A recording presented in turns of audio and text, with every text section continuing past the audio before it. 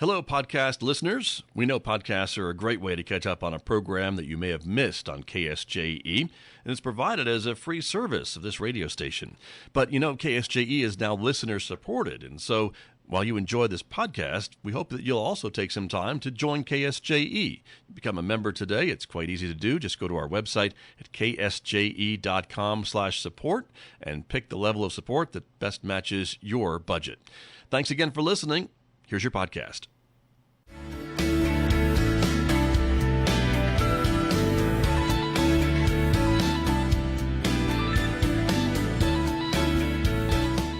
10 minutes past 8 o'clock. It is Monday morning, the 15th day of December, 2025. Good morning, everybody.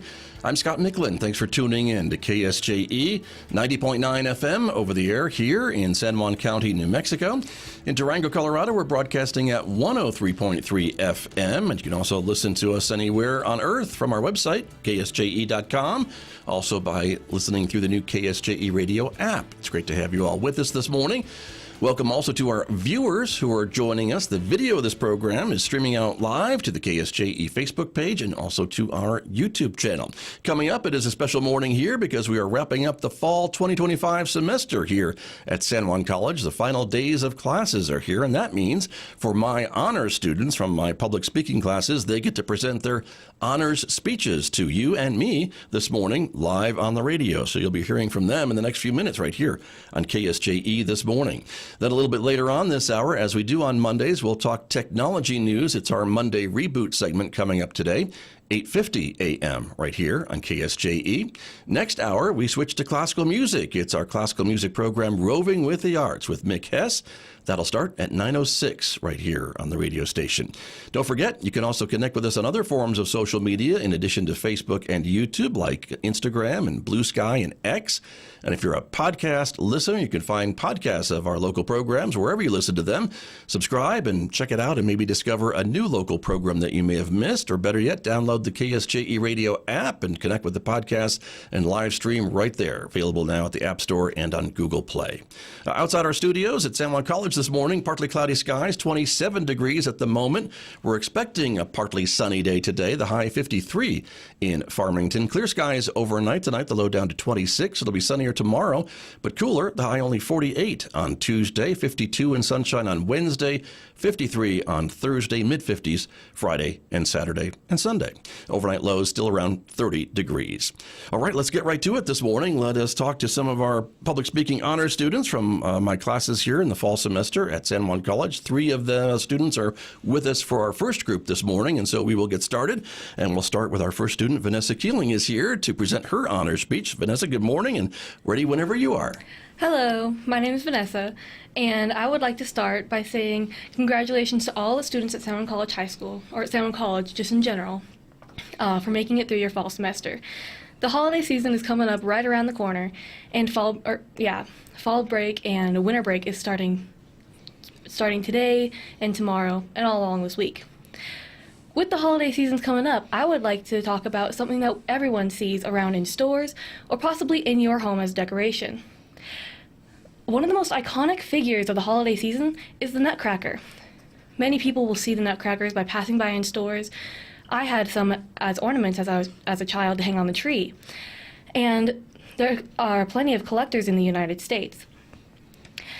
I love Nutcrackers personally, and I'm a small collector of them, and I plan to collect more in the future. I've spent the last few weeks researching the history and the meanings behind Nutcrackers that many people might not know. I would like to explain the history of Nutcrackers to you today, the reason behind wanting to own them, and simple care to maintain them if you choose to own them. Starting off with history, I was looking at a website named nutcrackersmuseum.com.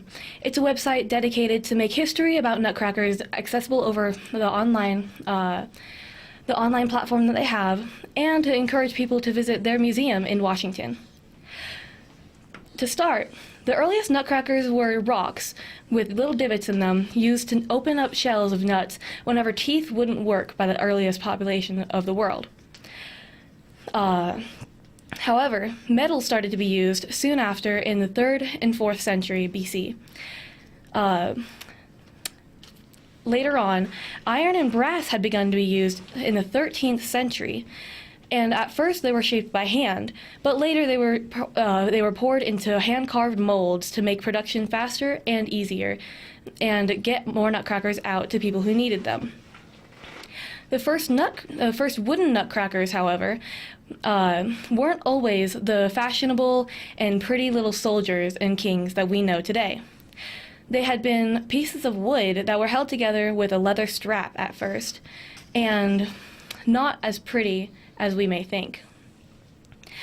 In the 15th century, French and English carvers had begun to pick up on the trend of nutcrackers and started to carve all kinds of nutcrackers from wood, from people to little animals or little soldiers, like we know. Screw nutcrackers came in for a while in the 17th century, and it started first as simple construction and simple looks. But as they became more popular as well, they had they had very special designs made on them and became more of a collectible than a use.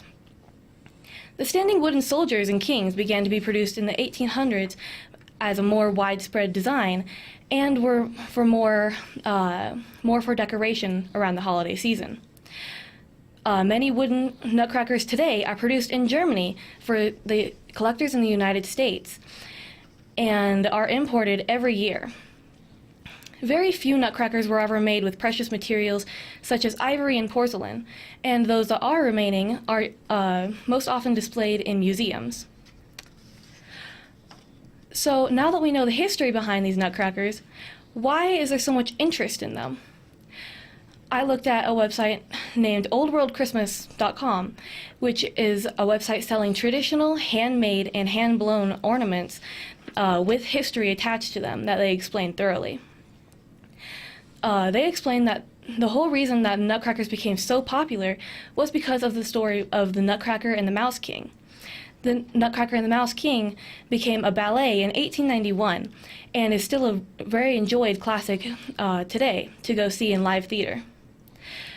They also started to present different things depending on what nutcracker you had. The soldiers represented strength and protection for your home, and the nobles and kings would represent authority and power. Believed to have good luck and bring fortune into your home, many people would have these around during the holidays especially to help them get through the harsh winters with a little bit of luck on their side. Besides those, modern-day collectors collect nutcrackers not only for all of their history, but also because of the nostalgia attached to them. Nutcrackers appear in many different films and many different stories, and are often deeply connected to childhood. Also, just with any form of art, the interest of owning a form of art is a great allure to owning one of these nutcrackers. Now, if you want to own a nutcracker, you can care for it simply. It doesn't take too much work to maintain a nutcracker and have it have a long life. iStarHome.com is a website selling holiday decor with extensive care guides to ensure that your decorations have the longest life that they can. When owning a nutcracker, you should store it in a dry and ventilated place, and avoid direct sunlight and humidity to avoid rotting in the wood and splitting of the wood, and to avoid fading of the paint. Avoid using chemicals and water to clean off the dust off of the nutcrackers, as that can wash away paint and ruin the wood as well, causing mold to build up. Whenever you're dusting your nutcrackers, you should dust them with a dry and soft cloth, and then choose simple and stable shelves or cases to avoid them toppling over and falling and breaking, as they are very fragile. If you so wish, you can rotate your nutcrackers around the holiday season and avoid prolonged sun exposure to avoid fading of the paint. I hope this has helped you see nutcrackers as more than just a holiday decoration and love them as much as I do. From the rich history that they have and the many reasons that they want, it's simple to see why you might go out and get one today. They're fairly easy to care for, and they're a wonderful decoration for the holiday season. Thank you. Vanessa, thank you very much. Nice job. Thank you. Moving on to our next student ready to go. That's Sonia Garcia Gonzalez, who is here. And Sonia, we are ready to hear from you whenever you're ready. Perfect. Okay. From the silent film era to the slashers and action movie buzz, there is only one well-known film with a positively portrayed and openly queer character. This movie was entitled Different from Others, and it was a German silent film made in 1919 that was soon banned worldwide after its creation. While queer-coded characters have been seen since then, the next arguably well-known movie to provide openly gay characters is the Rocky Horror Picture Show, and one of my personal favorites, which was made in 1975. For those first 7 decades of making films in Hollywood, there was little to no representation for those seeking someone who felt like them. That struggle is much less complex today, though still pretty complicated for those who don't have access to those resources, as queer representation in not only film, but music and art as well has become easily accessible to everyone who's willing to look for it. For those unfamiliar with the terminology, queer is an umbrella term for anyone who falls outside of the traditional heterosexual and cisgendered binary terms. Another common term used is part of the LGBTQIA+ community. This representation is incredibly important for not only queer civilians, but also for the true development of media as we know it today. Without queer people working behind the scenes, iconic movies like The Wizard of Oz, My Fair Lady, and the original Frankenstein would not have been created. Not only that, but songs that we all belt out to, like I'm Coming Out by Diana Ross and Somebody to Love by Queen, would not have existed either. Not to mention the countless paintings by Frida Kahlo and Andy Warhol that would have not been made public. As an openly queer person myself, the influx of queer representation as I welcome the embrace of adulthood has been greatly appreciated. My first time seeing someone who felt like me was from the TV series Heartstopper, which I will mention later. And that was not until I was 15 years old, and I had already come out to my friends and family years before. But now that I have more access, there's a large world that I am only now just starting to approach. Queer representation in movies and TV can be given thanks to actors like Marlene Dietrich, who paved the way for individuals like Sarah Paulson and Elliot Page. Musicians like Freddie Mercury provided a safe space to other musicians like Hayley Kiyoko and Chaperone, and artists like Frida Kahlo paved the way for active artists that can be seen today, like Salman Tour. My goal today is to provide resources and examples of iconic queer representation for those that need the reminder that you are not alone. Queer representation in movies and TV has significantly increased in the past decades, and while it still feels like a lower amount than what is typically needed to kind of give that accurate representation, it's gotten a lot better in recent decades. With more LGBTQIA+ characters appearing in mainstream media, though often with issues with underrepresentation and specific identities and stereotypical plot points, we do have it today, which is a major progress. According to the GLAAD, a leading LGBTQIA+ advocacy organization, the LGBTQ community is just that, a community. Over the past few decades, series such as The L Word, Queer as Folk, Looking, Sense8, and Pose, and more have shown varied queer people existing together and the different dynamics therein. There are still series tracked this year that include a major queer ensemble, such as Prime Video's Harlem, Hulu's Mid-Century Modern, Netflix's Heartstopper, like I promised I would mention, and FX's Adults. All of these shows provide an accurate depiction to someone somewhere out in the world of what it is like to experience the world from the queer lens. But we're far from done, as movies and TV shows have nothing on the bursting music scene we have today. Music has always been an incredibly deep and soulful form of expression. When queer artists can finally share their truth through song, it doesn't just make for better music, it changes lives and reshapes the entire industry. According to the SAE Institute, an educator for the creative media industries, it's safe to say that music touches the lives of every community, whether it's the way we celebrate, mourn, worship, exercise our bodies, sleep, or simply let loose. Humans have been using music to express themselves creatively since the beginning of time. Despite societal setbacks and lack of space that is safe throughout our community, many singers, songwriters, producers, and performers who challenged the traditional ideas of gender and sexuality became integral parts of music culture and drew major influence on the American music scene.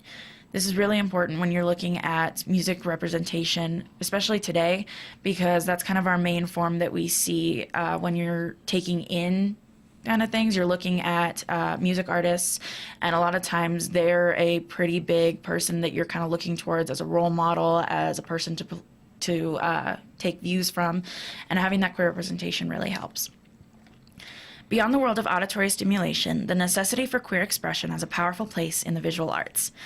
When talking about queer representation in art, we are not just discussing a niche segment of creators.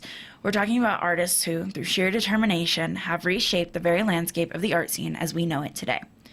According to PMA Stories, a museum blog featuring insightful, provocative writing by a diversity of voices, queer art has been historically prioritized by this or any museum, which is why I founded the Queer Representation in Art Learning Community, or QRALC, in 2022. Since its inception, QRALC's mission has been to explore, engage, and share the queer narratives threaded throughout the museum's collection. I don't know where we would all be today if we didn't have a couple artists in our life that may or may not have been openly queer at any point, just because of their sexuality. Having that artistic representation in the world is really, really important. In conclusion, the vibrant journey of queer representation, from the scarce, often hidden depictions of the past to the vibrant, accessible, and essential presence we see today across film, television, music, and the visual arts, is much larger than we like to think. Where there are still strides to be made ensuring diverse and non-stereotypical portrayals, the progress is undeniable. Pioneers, like those mentioned at the beginning of my speech, have paved the way for current artists and creators to share their authentic truths. My goal today has been to highlight these examples and provide resources, serving as a reminder that the rich tapestry of culture is here, and you are, without a doubt, not alone in this world. Thank you. Thank you very much. Thank you, Sonia. Nice job. Up next, our last student for our first segment here to present her honors speech. Devin Kaisi is here, and Devin, we are ready for you whenever you're ready for us. Start whenever you're ready. In a world filled with distractions, it can seem that being of service to others has become a lost art. When I was younger, before my siblings and I left to school, my mother's always had an unwavering message: be good to others. Hearing these words on a daily basis helped me understand the importance of connecting and lending a helping hand. Now in the digital age, we can see that the next post or sent text has become more important than human connectivity. Is there a way to improve connectivity and communication? The answer is yes. Through my own gathered information and analysis, I am here to inform you about pro-social behavior and interaction. While discussing this topic, we will cover three main points: defining what pro-social behavior is, the benefits of pro-social behavior, and the benefits of pro-social behavior on your physical and mental health. And lastly, we will look at ways to improve your own pro-social behaviors. From an evolutionary perspective, humans have always been social creatures. In order for life to be sustainable, humans must rely on each other for support in numerous ways. From an article published by the Society for Personality and Social Psychology, Incorporated, pro-social behavior refers to actions that are performed voluntarily to help other people. This includes a wide range of helpful behaviors, such as comforting a friend, donating to a charitable organization, mentoring a less experienced coworker, or caring for a neighbor's pet when he or she is out of town. This information gives us insight on how much pro-social behavior serves individuals of all given backgrounds in different ways. The benefits being most prominent. Engaging in pro-social behavior is a natural way to improve your overall health. Through the National Library of Medicine, it is conveyed that promoting pro-social values and behaviors can help to reduce allolistic load, improve and reduce symptoms of anxiety and depression, improve cardiovascular health, strengthen the immune system, and even directly influence brain health. As a whole, the use of pro-social behavior and interaction can help in reducing many underlying causes of stress we all experience on a daily basis. Now that we know how pro-social behavior and interaction can serve you, let's look at how you can start serving others. but be careful. It might be contagious. In the article, Ripple Effect, it is stated that kindness is contagious. When we witness or experience an act of kindness, it inspires us to be kind ourselves. It creates a ripple effect, spreading positivity, compassion throughout our social circles and communities. By being kind and utilizing pro-social behavior, we are able to explore a world that sees human interaction as a priority. Every chance you help, volunteer, and donate to a fellow human being creates a chance to make a positive difference in another's life. It is as simple as that. If you can think back to our friendliest neighbor, Fred Rogers, he outwardly expressed, there are 3 ways to ultimate success. The first way is to be kind. The second way is to be kind. The third way is to be kind. In closing, I hope I have given you useful information about the benefits of pro-social behavior, how it can benefit you as an individual, and how easy it can be to start being pro-social within our own community of San Juan County. Thank you. Devin, thank you very much. Thank you. Nice job. Thank you all for presenting your speeches with me this morning, and you all did a great job, and I'll see you in class Thank you. a little bit later. Thank you. You're very welcome. We will take a short break. When we come back, more of my honor students from the fall 2025 semester here at San Juan College. Back with more in just a moment on KSJE. KSJE is supported by San Juan Regional Medical Center. The caregivers of San Juan Regional Medical Center are committed to bettering the quality of life, health, and care of individuals, families, and our communities. Life is their sacred trust. Better is their mission. Here is their home. San Juan Regional Medical Center, improving the health of the Four Corners since 1910. This is KSJE, community-supported public radio from San Juan College. KSJE has been sharing, celebrating, and promoting the art and artists of the Four Corners for more than 35 years. Connect with KSJE on air, on demand with KSJE podcasts, or with the KSJE app. KSJE, the information and cultural beacon of the Four Corners for more than 35 years. Find out more online at ksje.com. Hi, I'm Megan, host of Radio Free Saturday Morning, the eclectic music mix beacon of the Four Corners and worldwide. Tune in to discover new music and to revel in the more familiar with no rules on genre, form, or novelty. Learn more about the origins of songs, the lives of the musicians that made them, and a wide array of interesting facts in general. It's freeform radio at its finest. Hear what you rarely hear anywhere else here on Radio Free Saturday mornings, 9 a.m. to 11 a.m. every Saturday on KSJE. Expand your knowledge with the Academic Minute. Each day, travel with us around the world to learn what professors are researching within their specialties and be the first in the know.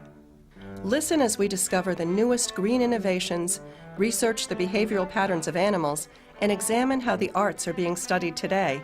You'll find it all on the Academic Minute. Listen every weekday afternoon during the KSJE Evening News at 5:30.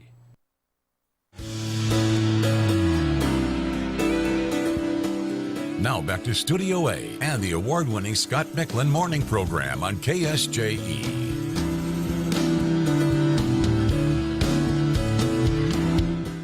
Continuing our presentations this morning with my honor students from the fall 2025 semester here at San Juan College. It is one of their final assignments for me. They have final speeches too, but those are mostly done as well. So anyway, let's continue now with 2 more students from my classes. Cassius Cervantes is here to get us started in this second segment. And Cassius, we are ready to go whenever you are. So start whenever you're ready. All right. Hi. Hello. Imagine a substance that can offer profound relief from chronic pain and seizures, yet simultaneously hold the power to potentially decrease IQ and permanently alter the developing human brain. Cannabis is a compound of fascinating contradictions and its use has become a lot more generalized in society. With evolving laws and public perception, understanding the latest neuroscience is no longer just interesting. It's important for all of us to understand what the facts say for all of us as individuals. For the past week, I have researched and analyzed authoritative data from leading health institutions like the National Institute of Drug Abuse, the National Institute of Health, and the CDC to present an overview based purely on the science. Today, I'm here to talk about what new research says about marijuana's short-term and long-term risks, its current medical use, and significant risks it can pose to the growing mind. To begin, there are massive implications of the short-term and long-term effects of marijuana on the brain. The National Institute of Drug Abuse reports that marijuana affects brain areas responsible for memory, attention, coordination, and learning. You're going to find most commonly that short-term risks leads to an impaired cognition. Cannabis can impair reaction time and decision-making, while the long-term or chronic use may lead to lasting cognitive difficulties and, of course, poor educational outcomes. Cannabis use carries the risk of increased mental health issues such as anxiety and depression, or even psychosis.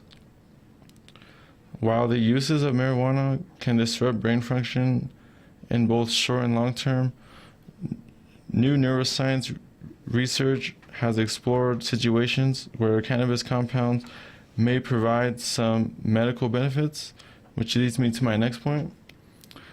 The current medical uses of marijuana. Marijuana is still a Schedule Control 1 substance, but there have been federal policy discussions about rescheduling marijuana into a Schedule 3 substance, but there have been no news of progress or any approvals right now. The National Institute of Health explains that certain cannabis-based medications are being used to treat chronic pain, reduce nausea from chemotherapy, stimulate appetite, and even helping control seizures in some epilepsy patients. But these medical uses are carefully regulated and would differ from traditional recreational marijuana use. Although marijuana can be helpful in specific medical cases, scientists still warn that its effects can be much more harmful, especially when the brain is still developing, which brings me to my last and final point, which is the impact of marijuana on the growing and developing brain. According to the CDC, the brain continues developing until about age 25, particularly in areas responsible for decision-making, memory, and self-control. Marijuana use during adolescence can interfere with this development, and research links early and frequent use to problems with memory, learning, attention, and an increased risk of dependency later in life.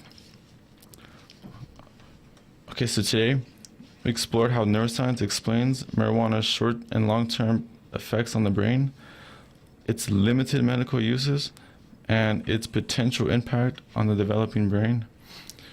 Marijuana is often seen as harmless, but neuroscience tells a much more complex story, especially for young people. The choices made today can shape how the brain functions tomorrow. Thanks for listening. All right, Cassius, thank you very much. Next, let's hear from Caitlin Keeling, our next honor student, to present her speech for us this morning. Caitlin, whenever you're ready, go right ahead. Hi, I'm sure we all enjoy a good laugh every now and then, some more than others. I'm going to be talking about why laughing is a remarkable thing for you and your mental health, your physical health, and how it will improve your life. You may be thinking how big of an impact laughing can really have on you. It's true it may not have, or it may not be that case for everybody, but and it may not have a grand impact, but trust me when I say the slightest impact can be effective. I would like to tell you a little story before we begin. It's how joy and laughter has helped me this week. I got my dog Luna when I was around 7 or 8. My family has had her for over 8 years. She was loved and cherished by her family, our friends, and even strangers who would say hi to her at Lowe's or the dog park. On Monday, December 8th, we had to say our last goodbyes to our sweet little pup. My family took it pretty hard. We were all pretty gloomy the next day, and it was hard not seeing her food dish on the floor or hearing her nails clip-clop around the tiled floors. The night after she passed, we all sat down in the living room to watch a show. My parents thought it would be good to watch something lighthearted and funny to cheer us up. It was a Christmas movie called The Cluster Funk Christmas. The movie was basically just making fun of those Christmas time Hallmark movies. I definitely recommend watching this. By the end of the movies, we all felt better, and we even caught ourselves laughing at the corny jokes. This is one way that laughter has helped me. My first point will be talking about the effects on your mental health. There have been many research projects on this exact thing. Research shows by GortonCenter.org, laughter can help with stress relief, muscle relaxation, heart and circulation support, mood chemistry, social connections, immune support, coping and resilience, and cognitive flexibility and creativity. These are all things you need in your life. Though laughing can't get you a chiseled six-pack, it can function as a tiny workout for your obliques and rectus abdominis. This is one way that laughter can help you. Now on to my second point, why it's needed in general. In order to feel good, we must practice feeling good. And laughing is one of the most co-effective ways to do that, says psychologist Natalie Dottatillo. Nobody knows precisely why we laugh. Those suspicions are that it performed an important bonding and social function in early human groups. We do know something about what it does, though. Psychologically, it improves moods almost immediately and lowers stress and anxiety. Physically, it lowers levels of cholesterol, the stress hormone, while raising the feel-good neurotransmitter dopamine and serotonin. It also hikes endorphins, which can have pain-relieving effects. Scientists released a "This is going to hurt you more than me" study in 2011 that looked at all the potential impacts of endorphins in easing pain by showing people funny videos followed by slipping a freezing wine sleeve over an arm to see how long they could stand the cold. Those who laughed lasted longer. Laughing is truly the best medicine. Now, on to my third and final point. How can it affect you as a person? Laughter can also keep you healthy, according to the Mayo Clinic with research. It has found both short and long-term benefits. Laughing can increase oxygen to the heart, lungs, and muscles, increase the endorphins, like stated earlier, that are released into your brains, improve your mood, and reduce the physical pain. So, how can you add this daily laughter to your diet? With a Netflix and other streaming sites, you can watch funny videos. It is a lot easier now than for the writer Norman Cousins 50 years ago. Battling a crippling disease, Cousins watched Candid Camera, Marx Brothers, and other funny films and found that 10 minutes of deep belly laughter can give him 2 hours of pain-free sleep. Each patient carries his own doctor inside of him, he wrote in 1979 bestsellers Anatomy of Illness.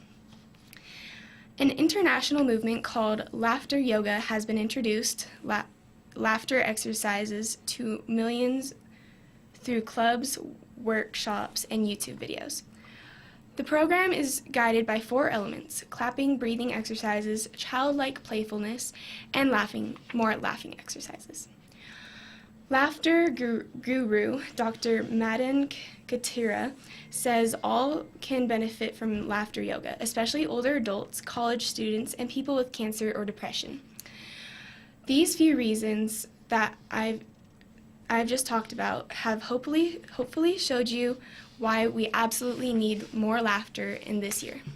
Thank you. Thank you very much. Thank you. Thank you, both of you, for coming in and sharing your honor speeches with us this morning.